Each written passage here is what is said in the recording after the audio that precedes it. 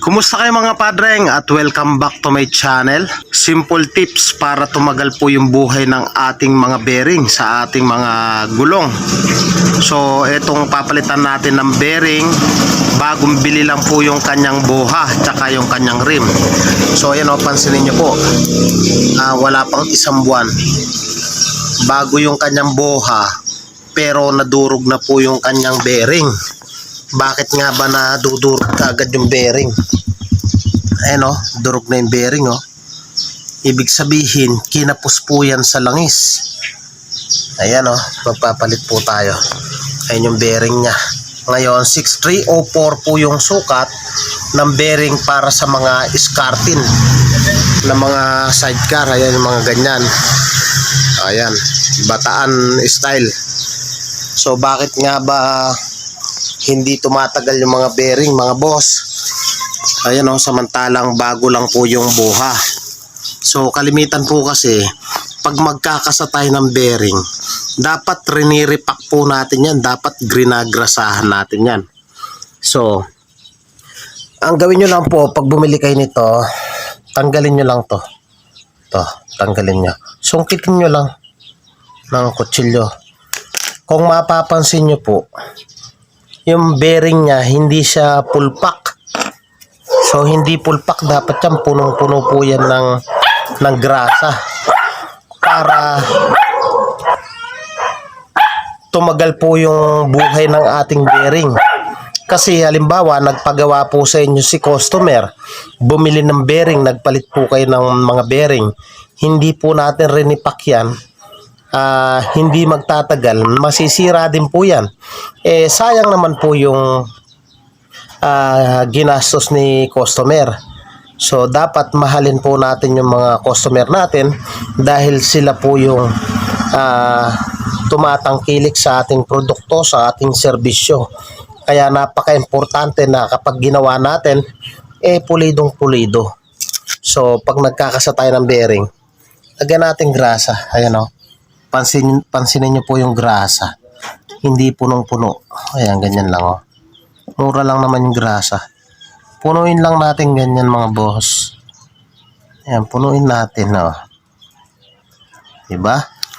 Pag napuno na po, pasok mo na to, sisiksik na yan sa loob. O, diba? Tapos yung kabila, sa halagang 10 piso lang, si customer hindi na gagastos pa ng paulit-ulit kasi nga tatagal talaga yung buhay ng ating bearing. So ayan, ganyan o. Diba? Tapos lagay natin yung cover. So wag po tayong basa-basa nagkakasalang ng mga pyesa. Isipin din po natin yung nagiging gastos ng ating mga customer. So baliktarin lang natin, sikwatin lang natin ulit. Ayan. Lagyan din natin dito sa likod. Ayan. Diba? Tingnan mo sa likod o, wala. Lagyan natin yan.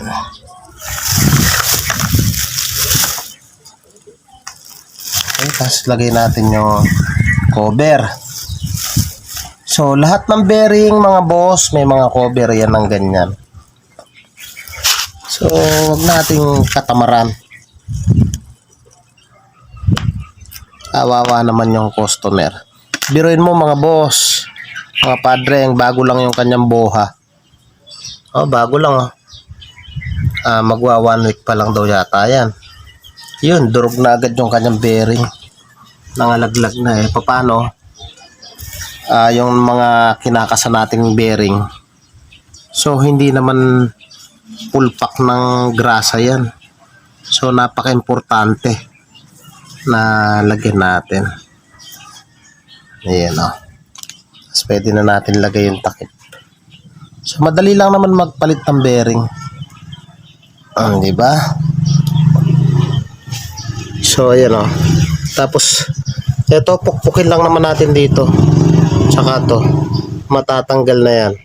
At pwede na nating ipasok. So ganun lang yung pagpapalit ng bearing dito sa ating Boha. Madali lang naman. Ngayon yung tip lang naman natin, lagyan natin ng grasa sa tuwing nagpapalit tayo. Mga padring, sana may natutunan kayo sa napakaikling video na to. Kaya naman kung mahilig ka sa mga DIY na pagkukumpuni ng motor, huwag niyo pong kalimutan na paki-like, paki-subscribe at paki-hit na rin po yung notification bell para updated po kayo sa mga tutorial na kagaya nito. Thank you po sa inyo. God bless at mabuhay po kayo.